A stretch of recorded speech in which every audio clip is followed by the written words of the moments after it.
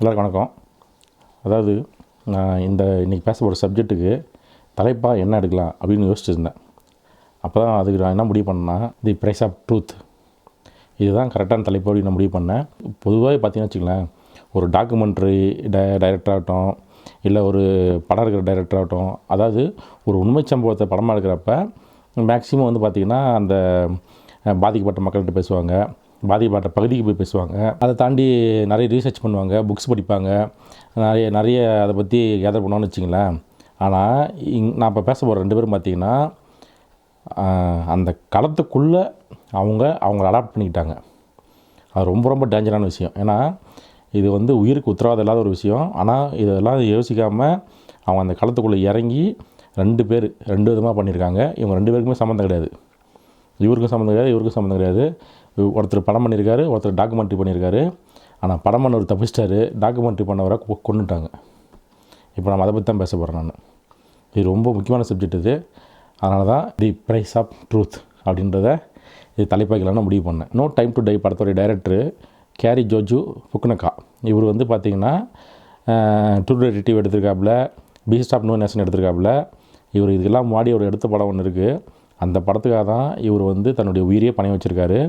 அந்த படம் பேர் தான் சின் நொம்ப்ரி. 2009 வந்த படம் இது. அடுத்து இன்னொருத்தர் லா விட்டா லோக்கல் டாக்குமெண்ட்ரி 2008 வந்தது. கிறிஸ்டியன் போவேடா. இவர் அந்த ஆவணப்படம் எடுத்தவர். 2 பேருமே வந்து பார்த்திங்கன்னா பயணம் பண்ணது ஒன்று தான். ஆனால் 2 பேருமே 2 விதமான மக்களை சந்திச்சிருக்காங்க. அந்த 2 விதமான மக்களை சந்தித்து அவங்களுக்குள்ளே அவங்க அவங்களுக்கு என்ன புரிஞ்சுக்கிட்டாங்களோ அதை வச்சு தான் அவங்க வந்து பண்ணியிருக்காங்க. இப்போ நம்ம அதை பற்றி தான் நம்ம பேச போகிறோம். ஒரு இயக்குனருடைய கால்கள் வந்து எங்கே பயணிக்குதோ அங்கே தான் அந்த படத்துடைய ஆன்மாவே பிறக்குது. ஏன்னா அதுதான் மிக மிக உண்மையாக. அது இந்த நான் இப்போ சொல்ல போகிற விஷயத்தை சொல்கிறப்ப உங்களுக்கு அது புரியும். கிட்டத்தட்ட 700 மைல் மரணத்தை கையில் வச்சுட்டு பயணம் பண்ணவர் தான் கேரி ஜோஜு ஃபுகுனகா. இவர் அதனுடைய அனுபவத்தை தான் இந்த படமாக எடுத்திருக்காரு. ஆனால் அதே காலத்தில் மாற்றத்தை கொண்டு வரணும்னு நினச்சவர் அவருடைய ரத்தத்தையை அந்த மண்ணுக்கு பலியாக கொடுத்துட்டார். அவர் தான் போவேடே. சினிமான்றது வெறும் பொழுதுபோக்கு மட்டும் கிடையாதுன்றதை நான் சொல்கிறத வச்சு நீங்கள் புரிஞ்சுக்கிங்க போக. லா பெஸ்டியா மரண ரயில் பாதை தன்னுடைய ஃபஸ்ட்டு படமான சின் நொம்ப்ராக்காக மத்திய அமெரிக்காவிலேருந்து அமெரிக்காவுக்கு தப்பிச்சு போகிற அகதிகளை பற்றின கதையை படமாக பண்ணவர் முடிவு பண்ணிட்டார். அவர் அந்த மக்களுடைய கதையை எடுக்குன்னு நினச்சிட்டாரு. ஆனால் அந்த மக்களோட பயணம் பண்ணணும்னு முடிவு பண்ணிட்டார். அவருடைய பயணம் வந்து ஒரு சாகச பயணம் மட்டும் கிடையாதுங்க, ஒரு மரண போராட்டம் தான் சொல்ல முடியும். நம்ம அந்த 700 மைலில் அவர் சந்தித்த அனுபவம் அதை தான் நம்ம பேசுவோம். இது வந்து மத்திய அமெரிக்காவிலேருந்து அமெரிக்கா நோக்கி போகிற ஒரு ரயில். அதில் குறிப்பிட்ட லா பெஸ்டியா அப்படின்ற அந்த ட்ரெயினை பற்றி தான் நம்ம பேச போகிறோம். அதுக்குள்ளே தான் வந்து பார்த்திங்கன்னா கேரி ஜோஜு ஃபுகுனகா வந்து பயணம் பண்ணியிருக்காரு. ஆக்சுவலாக இது வந்து இந்த ரயில் வந்து பார்த்திங்கன்னா பேசஞ்சர் ட்ரெயின் கிடையாது, இது ஒரு குட்ஸ் ட்ரெயின். அதுதான் இதில் முக்கியமான விஷயமே. இந்த ரயில் தான் ஆயிரக்கணக்கான மனுஷனுடைய உயிரையும் அவங்களுடைய உடல் உறுப்பையும் காவு வாங்கியிருக்கு. அந்த சக்கரத்தில் சிக்கி கை கால் போனவங்கலாம் கணக்கே இல்லை. அதனால தான் இதை வந்து மிருகம் இல்லாட்டி வந்து மரண ரயில் பாதை அப்படின்னு சொல்கிறாங்க. இதில் பயணம் பண்ணுறவங்களால அந்த ட்ரெயினுக்குள்ளெல்லாம் போக முடியாது. ஏன்னா வந்து அது ஃபுல்லாக குட்ஸ் ட்ரெயினால் ஃபுல்லாக வந்து சீல் வச்சு பூட்டியிருப்பாங்க. எல்லாருமே வந்து பார்த்திங்கன்னா ட்ரெயின் மேலே தான் உட்காந்துட்டு போவாங்க. வெயில், மழை, கடும் குளிர் இதெல்லாம் கடந்து தான் அவங்க வந்து அந்த ட்ரெயினில் பயணம் பண்ணி ஆகணும். ஒரு ஆத்திர அவசரத்துக்கு உதவுந்து கூட இடம் கிடையாது. அதில் இந்த ரயில் ஒரு பல நாள் தொடர்ந்து ஓடிட்டே இருக்கும். அந்த கோரையில் உட்காந்துருக்கிறவங்க கொஞ்சம் தூங்கினா கூட அந்த சக்கரத்துக்கு எறிய வேண்டியது தான். இதுக்காக என்ன பண்ணுவாங்கன்னா, அந்த அகதிகள்லாம் வந்து மேலே போகிறப்ப அவங்க எல்லாருமே ஒருத்தருக்கு ஒருத்தர் பார்த்திங்கன்னா பெல்ட்டு போட்டு கட்டிக்குவாங்களாமா, கனெக்டிவிட்டி. ஒருத்தர் வந்து தூங்கி லைட்டாக வந்து அந்த ட்ரெயின் செக்கிங்லேயோ இல்லை வந்து அவங்க தூங்குற மாதிரி இருந்தாவோ, சப்போஸ் அவங்க மிஸ் ஆகிற மாதிரி இருந்தால் கூட அந்த பெல்ட் மூலிமா அவங்களை காப்பாற்றிடலாம் அப்படின்றதாக மொத்த பேருமே வந்து பார்த்திங்கன்னா அந்த பெல்ட்டில் கனெக்ட் பண்ணிக்குவாங்களாமா. இந்த ட்ரெயினுடைய ஒவ்வொரு பகுதியும் ஒரு கேங் கட்டுப்படுத்தியிருக்காங்க. இந்த கேங்லேருந்து தான் ஆரம்பிக்குது எல்லாமே. இப்போ நம்ம பேச போகிற கேங் வந்து பார்த்திங்கன்னா MS-13 கேங். இவங்க இந்த ட்ரெயினில் இடத்துக்கு முன்னாடியே பார்த்திங்கன்னா $100 $500 வரையும் வசூலிப்பாங்க ஒருத்தருகிட்டையும். அப்படி நீங்கள் காசு கொடுக்கலன்னா ஓடுற ட்ரெயின்லேருந்து உங்களை தூக்கி விசிறிச்சிருவாங்க. அப்படி நம்ம கேரி ஜோஜு ஃபுகுனகா வந்து ட்ராவல் பண்ணுறப்ப அவர் கண்ணு மாடியே தூக்கி விசிறடிச்ச சம்பவங்களும் நடந்திருக்கு. அவரும் ஜஸ்ட் மிஸ்ஸில் தப்பிச்சிட்டார். முக்கியமாக பெண்களுக்கு இந்த ரயில் வந்து பார்த்திங்கன்னா ஒரு நரகங்க. வழிநடுகளில் ஏகப்பட்ட தொந்தரவு கொடுப்பாங்க. முக்கியமாக அவங்களுக்கு நிறைய பாலியல் தொந்தரவுலாம் ரொம்ப ரொம்ப அதிகமாக இருக்கும். அதில் அதே டைம் மெக்சிகோ காவல்துறையும் பார்த்திங்கன்னா அப்பப்போ அந்த ட்ரெயினை செக் பண்ணுவாங்க. அப்படி பிடிபடுறவங்க அடித்து துரத்தப்படுவாங்க, மீண்டும் அவங்க ஊருக்கே திருப்பி அமுச்சு விட்ருவாங்க. இதனால் காவல்துறையை கண்டாலே பயந்துட்டு அந்த ட்ரெயின்லேருந்து பல பேர் குச்சிருக்காங்க. குச்சி கை கால் போனவங்களாம் நிறைய பேர் இருக்காங்க. அப்படி ஒரு டைமு ஃபுகுனகாவும் மெக்சிகோ காவல்துறையில் கைது செய்யப்பட்டிருக்காரு. ஆனால் நான் ஒரு டைரக்டர்னோ நான் ஒரு அமெரிக்கனோ அவர் எங்கேயுமே வெளிப்படுத்திக்கவே இல்லை. ஏன்னா அடுத்த கட்டம் என்ன நடக்க போகுதுன்றதை அவர் தெரிஞ்சுக்கணும்னு நினச்சிட்டாரு. அதனால் அங்கே நடந்த எல்லா வலியையும் கஷ்டத்தையும் அவர் அனுபவித்தார். அதை அவர் உள்வாங்கிட்டார். அதே மாதிரி குக்குனக்கா பார்த்திங்கன்னா கேமரா ஒரு பிளாஸ்டிக் பையில் மறைச்சி வச்சு தான் அங்கே நடந்த விஷயத்தெல்லாம் டாக்குமெண்டேஷன் பண்ணியிருக்காரு அவரும். அந்த ரயிலோட சத்தம், இரும்பு அதர சத்தம், அந்த மேலே வீசுகிற பயங்கரமான காற்று, இதெல்லாம் பார்த்திங்கன்னா அவர் படத்தில் அவர் அந்த அனுபவித்த ஃபீலை லைவாக இருக்குன்னு சொல்லி அப்படியே எடுத்துட்டார். அவர் அந்த ரயில் பாதையில் சந்தித்த இன்னும் மோசமான சம்பவம் நிறைய இருக்குது. அதுதான் அவருக்கு பீஸ்ட் ஆஃப் நோ நேஷன் படம் வரலையும் அவர் கை கொடுத்துருக்கு. முக்கியமாக பார்த்திங்கன்னா நோ டைம் டு டை படம் வரதுக்கு அவருக்கு மிகப்பெரிய ஹெல்ப் பண்ணியிருக்கு. நம்ம அதை பற்றி சொல்கிறேன். அதாவது ட்ரெயினில் ஒரு பயணம் பண்ணுறப்போ மேலே உட்காந்துட்டு சாதாரணமாக தண்டவாளத்தை ஒட்டி சில பேர்லாம் செல்ஃபோன் வச்சுட்டு ரிலாக்ஸ் ஆகிறத பார்த்துருக்காரு. அவங்களாம் பார்த்திங்கன்னா தி ஃப்ராக்ஸ் அப்படின்னு அழைக்கப்படுறாங்க. இவங்களாம் யாருன்னு கேட்டிங்கன்னா MS-13 உளவாளிங்க. ரயிலில் எத்தனை பேர் இருக்கிறாங்க, காவல்துறையால் என்ன பிரச்சனை, எத்தனை காவல்துறையால் இருக்காங்க, ஒவ்வொரு ஸ்டேஷன்லேயும் பார்த்திங்கன்னா இவங்க தகவல் கொடுத்துட்டே இருப்பாங்க. நம்ம பாதுகாப்பாக தான்டா மேலே உட்காந்து நினைக்கிறப்ப கூட நம்மளை எவனோ ஒருத்த கண்காணிக்கிறான்டா அப்படின்ற ஒரு பதட்டத்தை தான் அவர் கொடுத்துருக்காரு. அதே மாதிரி இந்த சரக்கு ரயிலுடைய சத்தத்தை வச்சு அது மேலே இருக்கிற அகதிகள்லாம் சில விஷயத்தை கணிச்சிருவாங்களாம்மா. அந்த ரயில் என்ஜின் கொடுக்குற அந்த ஆர்ன சத்தத்துக்கு பார்த்தீங்களா, அதை வச்சு அதாவது ஒன்று நம்ம ரயிலுக்கு முன்னாடி அது ஆபத்து இருக்குது, இல்லாட்டி அந்த ரயில் ரொம்ப வேகத்துக்கு போகிறன்றதை அவங்க புரிஞ்சுக்குவாங்களாம். சில நேரத்தில் அகதிகள் பார்த்திங்கன்னா அவங்க அந்த கூரை மேலே இருந்துட்டு கீழே அந்த பொட்டி காலியாக இருக்குமா, சில நேரத்தில் ஓப்பனில் இருக்குமா, அதில் இறங்கி கூட அவங்க ட்ராவல் பண்ணுவாங்களாம்மா. அப்படியே புகுனக்கா இறங்கி நம்மளும் ட்ராவல் பண்ண நினைக்கிறப்ப அங்கே மேலே என்ன சொல்லிடுறாங்கன்னா, நீ அங்கே போகாதீங்க அப்படின்னு அவங்க சொல்லியிருக்காங்க. ஏன்னு அவங்க சொன்னப்போ தான் இவருக்கு தூக்கி போட்டுச்சான். இது வெயில் காலத்தில் ஒரு அடுப்பு மேலே மாறிடும். அப்போ எப்படி இருக்குங்க யோசிச்சுக்கு பாருங்கள். உள்ளே இருக்கிறவங்கலாம் மூச்சு திணறி இறந்து போயிடுவாங்க. அதனால் நீ இறந்துடுவேன், அந்த விஷயம் எனக்கு போகுதுன்னு சொல்லியிருக்காங்க. அதே மாதிரி பயணம் பண்ணுறப்ப அந்த பயணிகள்லாம் பார்த்திங்கன்னா அவங்களுடைய அடையாள அட்டை பணத்தெல்லாம் அவங்களுக்கு உள்ளாடையில், அதுக்கப்புறம் பார்த்திங்கன்னா ஷூஸு இதுக்கு அடியில் தான் பார்த்திங்கன்னா மறைச்சி வச்சுருப்பாங்களாம். புகுனக்காவும் ஒரு ரகசியமான இடத்துல மறைச்சி வச்சுட்டு தான் ஒரு சாதாரண மெக்சிகன் இளைஞனை போல தான் அங்கே அவர் நடமாடி இருக்கார். அந்த பயணத்தில் அவங்க இருக்கிற யாருக்குமே ஒரு டைரக்டர்னு தெரியாதான் அந்தளவுக்கு மெயின்டைன் பண்ணியிருக்காரு. ஒரு சக பயணியாக அவர் கொடுத்த பிஸ்கெட்டும் தண்ணியும் மட்டும்தான் அவங்களுக்கு தெரியுமா. அந்த கேங்கில் இருக்கிறவங்கலாம் அப்பப்போ அவர் ரொம்ப துருவி கேள்வி கேட்பாராமா போயிட்டு, இந்த டேட்டுவாக இருக்குது, இந்த இது என்ன இருக்குது, என்ன அர்த்தம் என்ன கேட்குறப்பெல்லாம், நீ ஏன் ரொம்ப கேள்வி கேட்குறன்னு சொல்லி கேட்குறப்பெல்லாம் இவர் நாசுக்காக பெஸ்ட் எஸ்கேப் வந்துடுவாரம்மா. ஏன்னா இவர் டைரக்டர் கண்டுபிடிச்சிடுவாங்கன்ட்டு. இவர் ஒரு நேரடி அனுபவம் இல்லாமல் இது ஒரு கதையை, அதாவது இவர் தெரிஞ்ச ஒரு டாக்குமெண்டேஷன் மூலியமாவோ அங்கே பாதிக்கப்பட்ட மக்கள் மூலிமா படம் எடுத்திருந்தாருன்னா ஜஸ்ட் ஒரு படம் மட்டும்தான் இருந்திருக்கும். ஆனால் இவர் அந்த ரயிலோட சத்தம், அழுக்கு, பயம் இதெல்லாம் ரத்தம் சதியமாக பார்த்ததுனால தான் இப்படி ஒரு படம் நமக்கு கிடச்சிருக்கு. படத்தில் அந்த பயங்கரமான கேங் லீடர் கதாபாத்திரத்துலாம் பார்த்திங்கன்னா இவர் சந்தித்த மனிதர்களில் தான் அவர் இன்ஸ்பிரேஷன் எடுத்திருக்காரு. முக்கியமாக சொல்லப்போனால் அந்த MS-13 குழுவில் இருக்கிறவங்களே ரிட்டையர்மெண்ட் ஆனவங்க, அதில் பாதிக்கப்பட்டு வெளியே போனவங்க, அவங்கெல்லாம் மறுபடியும் கூட்டு நடிக்க வச்சுருக்காரு. அதே மாதிரி அவங்க உடம்புல நிறைய டேட்டூஸ் போட்டிருப்பாங்க. முக்கியமாக கண்ணுக்கு ஒட்டி ஒவ்வொரு புள்ளியாக இருக்கும். அந்த ஒவ்வொரு புள்ளியும் அவங்க செஞ்ச கொலையோட எண்ணிக்கையம்மா அதை காட்டிகிட்டு வருவோம்மா, கண்ணீர் துளி மாதிரி. அந்த ஒவ்வொரு புள்ளிக்கும் ஒரு கொலை கணக்கு அப்படின்னு அர்த்தமா. இவர் அங்கே தான் ஒரு பாண்டவ சிறுவனை சந்திச்சிருக்காரு.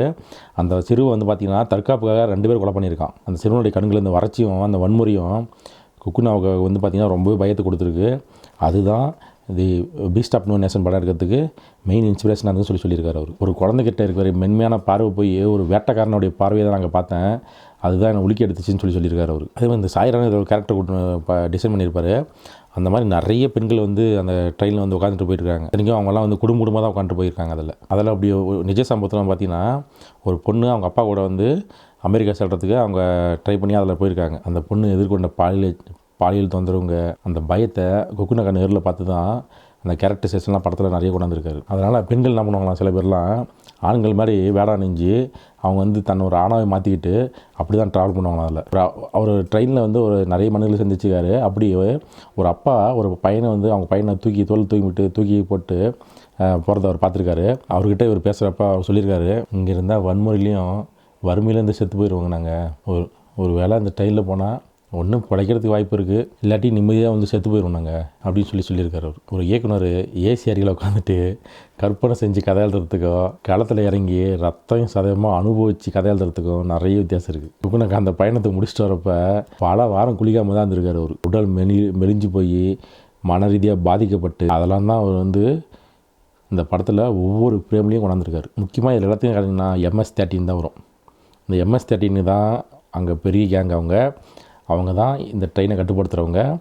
அவங்களுக்குன்னு நிறைய ரூல்ஸ் அண்ட் ரெகுலேஷன்ஸ் இருக்குது. அவங்க யார் அப்படின்றத தெரிஞ்சுக்கிறதுக்கு முன்னாடி அந்த ஆவணப்படம் எடுத்த டைரக்டரை பற்றி நம்ம தெரிஞ்சுக்குவோம். இந்த ஆவணப்படத்தை டைரக்டர் பேர் என்னன்னா கிறிஸ்டின் பவாடி. அவர் சொன்னா இல்லையா, அவர் வந்து 2 கேங்குக்கு நடுவில் நடக்கிற பிரச்சனைகளையும் அந்த 2 கேங்கை பற்றி தான் அலசி ஆராய்ஞ்சி டாக்குமெண்டேஷன் பண்ண சொல்லி முடிவு பண்ணியிருக்காரு அவர். இதுக்கு முன்னாடி அவர் நிறைய போர்கள் சம்மந்தமான நிறைய இடத்துல வந்து பதிவு பண்ணியிருக்காரு. இப்படி இவர் வந்து இவங்களை வச்சு ஒரு ஆவணப்படம் இருக்குன்னு சொல்லி முடிவு பண்ணி தான் வந்திருக்காரு. முக்கியமாக MS-13 18வது தெரு கேங் அவங்களுக்கும் நடுவில் நடக்கிற அந்த பிரச்சனைங்க அவங்கள பற்றி தீர வந்து ஒரு பெரிய டாக்குமெண்டேஷன் பண்ண முடிவு பண்ணியிருக்காரு அவர். இந்த டாக்குமெண்டேஷன் எடுத்ததுக்காகவே அவர் சுட்டு கொண்டுட்டாங்க. கிட்டத்தட்ட அந்த 16 மாதம் அந்த கேங் கூட தங்கியிருந்துக்கார் அவர். அப்போலாம் அவர் சாடிக்கல. அவங்க எப்படி வாழ்கிறாங்க, எப்படி வன்முறையில் ஈடுபடுறாங்க, அவங்க குடும்ப பின்னணி என்ன, இதெல்லாம் ரொம்ப ரொம்ப நெருக்கமாக போய் அவங்க கூட வந்து பதிவு பண்ணியிருக்காரு. அவர் ஒரு சாதாரண இயக்குனரெல்லாம் அங்கே போல் இந்த உலகத்துக்கு உங்கள் வாழ்க்கையை நான் காட்ட போகிறேன் அப்படின்னு சொல்லி தான் அவங்க கூட போயிருக்காரு. அவங்க பண்ணுற கொலைங்க, இறுதி சடங்கு, இறை வாழ்க்கை, அவங்க குடும்ப வாழ்க்கை, இது அத்தனையும் அவருக்கு பதிவு பண்ணுறதுக்கு அனுமதி கொடுத்துருக்காங்க அதுக்கப்புறம் அவங்க. ஆனால் 2009 இந்த படம் இந்த ஆவணப்படம் ரிலீஸ் ஆகிறதுக்கு முன்னாடியே அவருக்கு நிறைய அச்சுறுத்தல் இருந்திருக்கு.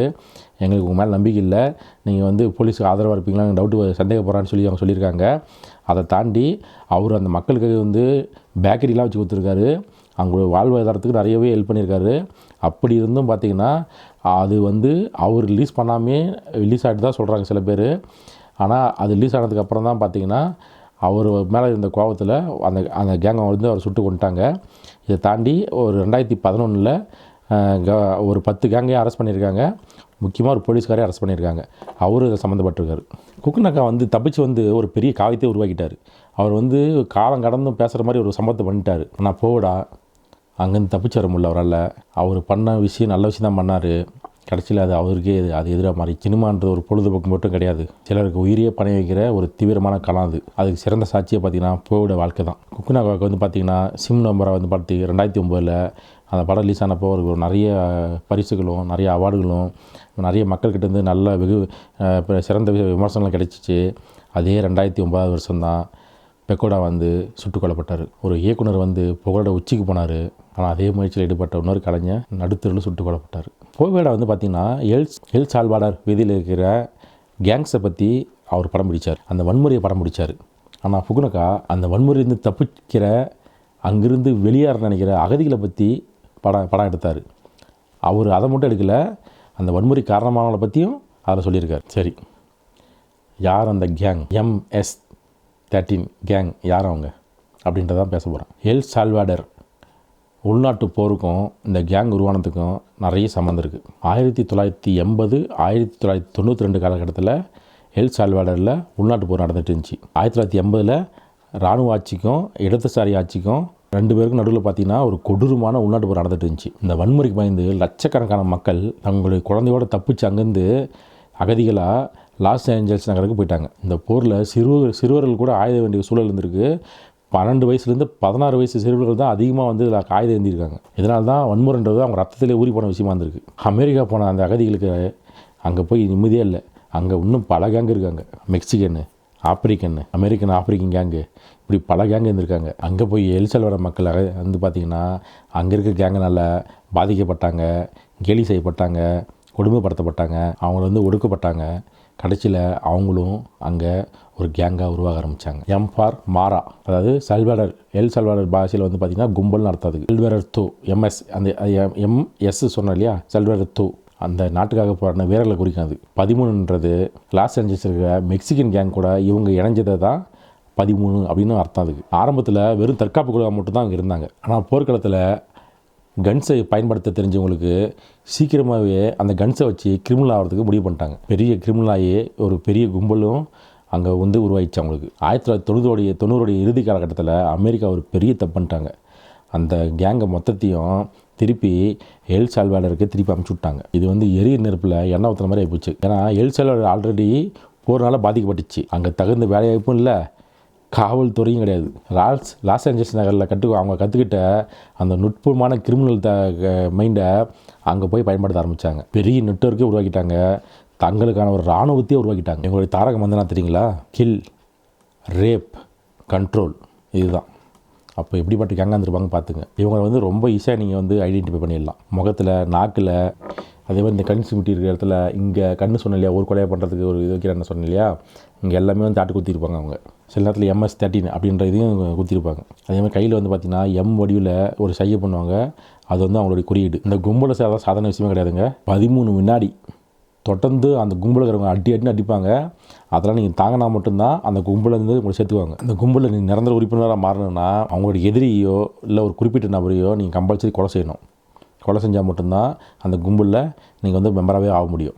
அந்த லேப் பெஸ்ட்டு ரயில் பயணம் இருக்குது பார்த்தீங்களா, அந்த ரயிலை மொத்தத்தை கட்டுப்படுத்துறதே இந்த கேங்கு தான். பெண்களை கடத்துறது, போதை மருந்து, இப்படி அந்த ரயில் பாதையை ஒரு நரகமாக மாற்றிட்டாங்க அவங்க. இன்றைக்கி இந்த கேங்கு அமெரிக்கா, மெக்சிகோ, மத்திய அமெரிக்கா இங்கெல்லாம் பலர்ந்துருக்கு. இந்த கேங்குடைய ராஜ்யம் ரொம்ப பெருசு. இப்போ மெக்சிகோ ராணுவமே ஒரு காலத்தில் இந்த கேங்கை பார்த்து பயந்துருக்காங்க. ஃபுக்குனக்கா பஞ்ச பெரிய ரிஸ்க்குன்னு தெரியுங்களா. அந்த கேங்கில் ஒரு கொண்டு வந்து அதே ஒரிஜினல் கத்தியை வச்சு கேமரா க்ளோஸ்அப்பில் வச்சு எடுத்ததை பார்த்தீங்களா, அங்கே தான் அவருடைய தைரியமே பாராட்டணும். நம்ம கோவிடுக்கு வந்து பார்த்திங்கன்னா ஏன் அந்த வீதிகளில் இறங்கி அவர் வந்து அந்த கேங்கை படம் பிடிச்சாருன்னா அதுக்கு இன்னும் நிறைய காரணம் இருக்குது. 1980 நடந்த அந்த எல் சல்வாடர் போர் நினச்சி பார்த்தீங்களா, உள்நாட்டு போர், அதை அவர் படம் பிடிச்சார். அங்கேருந்து தான் அவர் எல்லாத்தையுமே வந்து ஆரம்பித்தார். அங்கே நல்லா வறுமையும் சிறுவர்கள் வந்து ஆயுத யந்திரத்தையும் போர் முடிஞ்ச பிறகு அங்கே வன்முறை குறையா இருக்கிறதையும் பார்த்து தான் அவர் வந்து இதை ஃபுல் டாக்குமெண்டேஷன் பண்ண முடிவு பண்ணார். எப்படி இவங்க ஒரு கேங்காக மாறினாங்கன்ட்டு A to Z எடுக்கணும்னு சொல்லிட்டு தான் அவர் 1980லேருந்து 1992 வரையும் கிட்டத்தட்ட நான் சொன்னேன் இல்லையா, அந்த 2009 காலகட்டத்துலேயும் அவர் வந்து நிறைய விதமாக வந்து டாக்குமெண்டேஷன் பண்ணியிருக்காரு. அவர் ஒரு முக்கியமான கருத்தை ஒன்று கொண்டு இருந்தார். அதை வச்சுருந்தார். என்னன்னா, கேங்ஸ்டர்ன்றவங்க ஒரு குற்றவாளி கிடையாது, இந்த சமூகத்தால் கைவிடப்பட்ட மனிதர்கள். அவங்க ஏன் கொடூரமானவங்க மாறினாங்க, ஏன் வந்து அவங்க முகத்தில் தாட்டு குத்தி அவங்க அணுகுப்படுத்திட்டாங்க, அதெல்லாம் வந்து ரொம்ப ஆழமாக புரிஞ்சுக்கணும்னு முடிவு பண்ணார். அவங்கள வந்து மிருகமாக பார்க்காம உடஞ்சி போன மனுஷங்களாக பார்த்தார் அவர். அதுதான் அவர் ஆபத்தில் தள்ளிடுச்சு. எல் சல்வாடரில் அரசாங்கம், அப்புறம் காவல்துறை இந்த வன்முறையை கொடுக்கறதுக்கு இராணுவத்தை மட்டும் தான் பயன்படுத்தி. ஆனால் போவடே இது ஒரு சமூக பிரச்சனை, இராணுவ பிரச்சனை கிடையாதுன்னு சொல்லி சொல்கிறார். லாவிட லோக்கா அந்த ஆவணப்படம் மூலிமா அந்த மக்களுக்கு ஒரு மறுவாழ்வும், அவங்களுக்கான ஒரு வாழ்வாதாரமும், ஒரு அமைதியான வாழ்க்கையும், வருங்கால இளைஞர்களுக்கு ஒரு நல்ல ஒரு வாழ்க்கையை ஏற்படுத்தணும்னு தான் அவர் ஆசைப்பட்டார். வன்முறையின் சுழற்சியை உடைக்கணும் முடிவு பண்ணிட்டா அந்த வன்முறைக்குள்ளே போய் அதனுடைய வேரை தேரணுன்றது தான் அவருடைய முடிவாக இருந்துச்சு. அவர் எதை மாற்றணும்னு நினச்சாரோ அதுவே அவர் கொண்டுச்சு. உள்நாட்டு போரில் துப்பாக்கி சத்தத்துக்கு கேட்டு கேட்டு வளர்ந்த குழந்தைங்களுக்கு வன்முறை கலாச்சாரமே மாறிச்சாங்க. போர் முடிஞ்சு அமைதி வர வேண்டிய சல்வடாரில் ஒரு மிகப்பெரிய கேங் உருவாகி ஒரு ரத்த ஆறு ஓட ஆரம்பிச்சிச்சாங்க. அவர் சந்தித்த பெரும்பாலான கேங்ஸ்டர் பார்த்திங்கன்னா அந்த உள்நாட்டு போரில்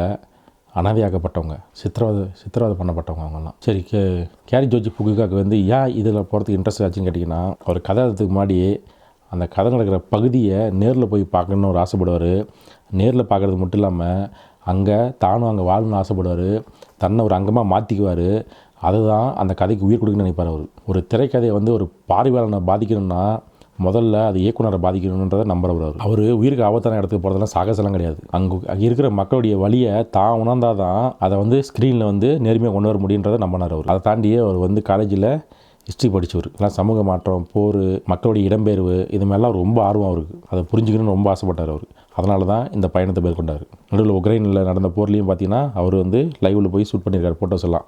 அதை தாண்டி காசாவில் அவருடைய பேஜில் நீங்கள் இன்ஸ்டாவில் போய் பார்த்தீங்கன்னா அவர் அங்கே போர் நடந்துருக்கிறப்ப ஃபோட்டோஸ் எடுத்த சம்பவம்லாம் இருக்குது. நோ டைம் டு டைன்னு ஒரு படம் எடுத்திருக்க டைரக்டரு இன்றைக்கி கேமராவை எடுத்துகிட்டு அழுக்கான இடத்துல, உயிருக்கு ஆபத்தான இடத்துல, மக்கள் கத்தி கொடூரமான இடத்துல, ரத்தத்தில் எத்தனையோ உயிர்கள் பலியான இடத்துல கேமராவை எடுத்துகிட்டு போயிட்டு அவரை வந்து அது உலகத்துக்கு காட்டணும்னு சொல்லிட்டு இன்றைக்கி அந்த காலத்தில் நின்று அங்கே அவரும் வந்து ஒரு போராளி சண்டை போட்டு தான் இருக்கார். நோ டைம் டு டைன்னு ஒரு ஹாலிவுட்டில் உலகத்துலேயே ஜேம்ஸ் பாண்ட் படம் எடுத்த ஒரு டைரக்டர். சினிமான்றது ஒரு மிரர் ஆஃப் ரியாலிட்டின்னு சொல்லுவாங்க. ஆனால் குக்குனகரா அந்த கண்ணாடியை தானே நேரில் போய் தொடச்சி அது பின்னாடிக்கிற ரத்தத்தையும் கண்ணீரையும் உலகத்துக்கு காட்டணும்னு நினச்சார். காட்டிகிட்டு இருக்கார். சரி, இந்த மரண ரயில் பாதையில் யாருமே அவங்களுக்கு ஹெல்ப் பண்ணலையான்னு கேட்டிங்கன்னா அங்கேயும் சில நல்ல இதயங்கள்லாம் இருந்துட்டு தான் இருந்திருக்குங்க. மெக்சிகோவில் இருக்கிற சில கிராமத்து பெண்கள்லாம் வந்து பார்த்திங்கன்னா அந்த மக்களுக்கு ஹெல்ப் பண்ணியிருக்காங்க. தண்டவாளத்தில் ஓரத்தில் நின்றுட்டு தண்ணீரையும் சாப்பாட்டையும் கட்டி தூக்கி வீசுவாங்களாம். இதெல்லாம் பார்த்தப்ப அவர் ரொம்ப நெகிழ்ந்து போயிருக்காரு குக்குனகா. மெக்சிகோவில் இருக்கிற வேராக்ரூஸ் அப்படி இருக்கிற சின்ன கிராமத்தில் இருக்கிற அந்த பெண்கள் தான் அவங்கெல்லாம். 1995 காலகட்டத்தில் ஒரு நாள் 2 சகோதரிகள் வந்து பால் வாங்கிட்டு வந்துருக்காங்க. அந்த தண்டவாளத்தில் மெதுவாக போயிட்டே இருந்தது ட்ரெயின். அது மேலே அந்த அகதிகள்லாம் பசி தண்ணின்னு அழுதுருக்காங்க. இவங்க கையில் இருந்த அந்த பால் பாக்கெட்டையும் அந்த ரொட்டியும் அவங்ககிட்ட கொடுத்துருக்காங்க. அன்றைக்கி ஆரம்பிச்சிருக்காங்க அவங்க. அந்த ரயில் எப்பயுமே அந்த கிராமத்தை கடற்கரை நிற்காதுங்க. அங்கே இருக்கிற பெண்கள் என்ன பண்ணிடுறாங்க தெரியுங்களா, உணவு பொட்டலம், பீன்ஸு இதெல்லாம் அடங்கின ஒரு பிளாஸ்டிக் பையை வந்து தயாரித்து 2 பாட்டிலை கட்டி தயார் நிலையில் வச்சுருப்பாங்களாமா. ரயில் வேகமாக வரப்போ அவங்க வந்து அந்த தண்டவாளத்துக்கிட்ட கிட்ட போய் நின்றுக்கிட்டு அந்த அகதிகளோட கைகளில் லாவகமாக தூக்கி விசிறி அடிப்பாங்களாம். அதை பிடிச்சி அப்படியே அவங்க இழுத்துட்டு அந்த சாப்பாடெலாம் எடுத்துகிட்டு போயிடுவாங்களாம். 2 நாள் சாப்பிடாமல் போன அந்த அகதிகளுக்கு அது ஒரு அமிர்தமாக தான் இருந்திருக்குங்க. இதை தாண்டி பார்த்திங்கன்னா அங்கே இருக்கிற மெக்சிகன் கவர்மெண்ட் இந்த கிராமத்துக்கு போய் அவங்கள மிரட்டியிருக்காங்க, உருட்டியிருக்காங்க. எதுவுமே வேலைக்கு ஆகலை. தொடர்ந்து அவங்க செஞ்சுட்டு தான் இருக்கிறாங்க. அதுக்கப்புறம் மெக்சிகன் கவர்மெண்ட்டே அந்த மக்களுக்கு விருது கொடுத்து கௌரவப்படுத்தியிருக்காங்க. ஒரு பக்கம் ட்ரெயினை வழிமறித்து MS-13 கேங் வந்து பார்த்திங்கன்னா அட்டுழியமோ அதிகாரமோ ஒரு கோர தாண்ட வர்றாங்க. இன்னொரு பக்கம் இப்படிப்பட்ட மக்களும் இருக்காங்க. இவ்வளோ கஷ்டத்து நடுவுலையும் கூரை மேலே உட்காந்துட்டு பைபிள் வாசிக்கிறவங்களும் பாட்டு பாடுறவங்களும் இருந்துட்டு தான் இருந்திருக்காங்க. ஏன்னா ஏதோ ஒரு நம்பிக்கை இருக்கணும்ல. அடிக்கடி பாடுற ஸ்பானிஷ் பாட்டு மட்டும் ஒரு 2 பாட்டு இருக்குது. அதை பாட்டு சொல்கிறவங்கக்கிட்ட, இறைவா, இந்த இரும்பு மிருகத்தின் மேல் அமர்ந்திருக்கிறோம். காற்றின் வேகத்தில் எனது உயிர் ஊசலடிக்கிறது. எனது கால்கள் தளர்ந்து புரளாமல் பார்த்துக்கொள். என் தாயின் முகம் பார்ப்பதற்குள் நான் மண்ணில் விழுந்து விடக்கூடாது. அடுத்து தாய்நாட்டை விட்டுட்டு குழந்தைங்களையும் மனைவியும் அவங்களுடைய நினைவாக பாடுற பாட்டு, வடக்கே செல்கிறேன் அமெரிக்கா. என்ன காத்துங்களா எனக்கு தெரியாது.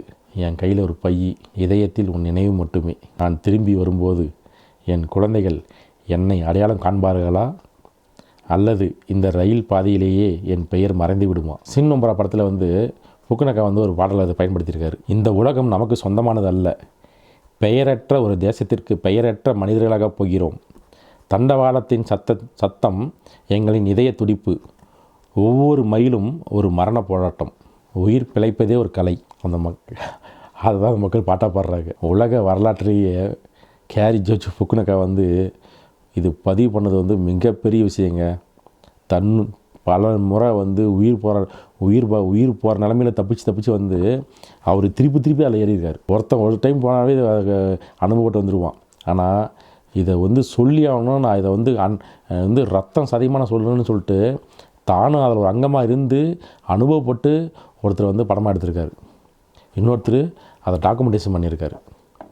பாருங்களேன், கலைஞர்கள் எந்த அளவுக்கு அவங்களுக்கு எவ்வளோ ஒரு அந்த ஆர்வம் இருக்குது பாருங்களேன். எதுக்கும் ஆர்வம் இருக்கும். ஆனால் இது உலகத்துக்கு சொல்லணும், இதை நம்ம எல்லாருக்கும் இப்படியும் கஷ்டப்படுறாங்க மக்கள்னு சொல்லணும். இவங்களுக்கு ஏதாவது விடிவு காலம் வராதா, எங்களுக்கு ஒரு அமைதி திரும்பாதா அப்படின்னு ஆசைப்பட்டு தான் இவங்கெல்லாம் வந்து ஓடிட்டு இருக்கிறாங்க. இப்படிப்பட்டவங்களுக்கு தான் நம்ம வந்து பார்த்திங்கன்னா எப்பயுமே நம்ம வந்து ரொம்ப வாட்ஸ்அப் சொல்லி ஆகணும். எனக்கு அதனால தான் கேரி ஜோர்ஜ் ஃபுக்குனக்கா ரொம்ப பிடிக்கும் எனக்கு. அதை தாண்டி அந்த ஆவணப்பட டைரக்டர் இதுக்கப்புறம் எனக்கு ரொம்ப பிடிச்சிருக்கு. எனக்கு இது அத்தனையும் நோ டைம் டை படத்தில் வந்து பார்த்திங்கன்னா ஒரு கேரக்டர் ஸ்டடி பண்ணுறதுக்கும் அந்த கதாபாத்திரங்கள் வந்து உலகில் ரீதியாக வந்து உள்ளே வந்து அவங்கள ஆழப்படுத்துறதுக்கும் அவர் இந்த சம்பவத்தை அத்தனையும் அவங்க வந்து அங்கே ஷூட்டிங் ஸ்பாட்டில் சொல்லியிருக்காரு. கேரி வந்து அந்த ரயில் பயணத்தில் எப்படி போனார், அந்த கைத்தில் எப்படி கட்டிக்கிட்டார், எப்படி நாள் கணக்காக தூக்கம் இல்லாமல் வந்தார், இதெல்லாம் சொல்கிறப்ப டேனியல் கிரெய்க் வந்து ஹேய் யாரா நீங்கள், நாங்கள் என்னடா பண்ணிகிட்டு நாங்கள் இங்கே, நீ என்ன பண்ணிட்டு வந்திருக்கங்க அப்படின்னு தான் பார்த்தாராம் அவர் அது அந்த படத்துக்கு அது நிறைய யூஸ் ஆச்சுன்னு சொல்லியிருக்காரு. அந்த படத்தில் வர சண்டை காட்சிகளுக்கெல்லாம் இவர் சாகசம் பண்ணிட்டு வந்திருக்காரு. நாங்கள்லாம் ஒன்றுமே பண்ணல, நான் ரிஸ்க் எடுக்கிறேன் சண்டை காட்சியில், எந்தளவுக்கு ரிஸ்க் எடுக்க தயார்னு சொல்லியிருக்காரு டேனியல் கிரெய்க். இந்த சம்பவத்தில் சொன்ன பிறகு அப்புறம் ராமி மலைக்கிட்ட வந்து பார்த்திங்கன்னா ஒரு முக்கியமான விஷயம் சொல்லியிருக்காரு. உண்மையான மரண பயன்றது துப்பாக்கியை பார்க்குறதுனால இல்லை, அந்த ரயிலின் கோரையில் உட்காந்துட்டு இருட்டில் அடுத்து என்ன நடக்க போகுது அப்படின்னு தெரியாமல் காத்துங்க தெரியுமா, அதுதான் சொல்லியிருக்காரு. நம்ம இன்றைக்கி கொண்டாடுற பல கிளாசிக் படத்துக்கு தாண்டி அதுக்கு பின்னாடிலாம் பல வரலாறு இருக்குது. நம்ம சினிமா இன்றைக்கி வந்து சாதாரண என்னை பொறுத்தவரை சினிமான்றது நான் பொழுதுபோக்க இனிமேல் நான் பார்க்கவே மாட்டேன். அது வந்து ரொம்ப நான் சீரியஸாக தான் பார்ப்பேன் நான். அதுக்கு பின்னாடி எத்தனையோ படங்கள் இருக்குது பாருங்களேன். எத்தனையோ படங்களுக்கு பின்னாடி எவ்வளோ கதைகள் இருக்குது பாருங்கள். ஒரு மரண போராட்டமோ ஒரு தியாகமோ எத்தனையோ ரத்தங்களும் இதெல்லாம் கடந்து எத்தனையோ பேர் படம் பண்ணியிருக்காங்க. ஃபுக்குனக்கா தப்பிச்சு வந்தனால தான் நமக்கு சிம்னோரா படமோ பீஸ்ட் ஆஃப் நோ நேஷன் படமோ நோ டைம் டு டை படம் மாதிரி நம்ம கிடச்சிச்சு நமக்கு.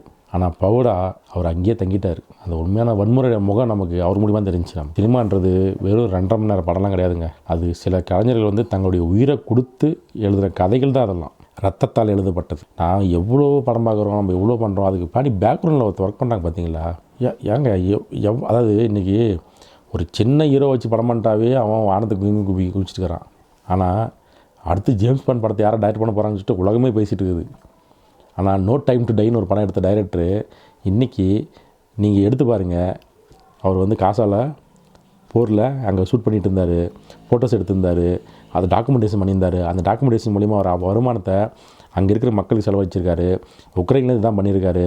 இப்போ தான் படம் பண்ணுறதுக்கு இறங்கியிருக்காரு. இவங்களுக்கெல்லாம் இருக்கிற தாக்கங்குது பார்த்தீங்களா? அதிலிருந்து ஒரு துளி நமக்கு இருந்துச்சுன்னா கூட போதும்னு நினைக்கிறேன். நான் உங்கள் அனுபவத்தை சொல்லுங்கள் நண்பர்களே. நன்றி, தேங்க்யூ. கொஞ்சம் சப்ஸ்கிரைப் பண்ணிடுங்க.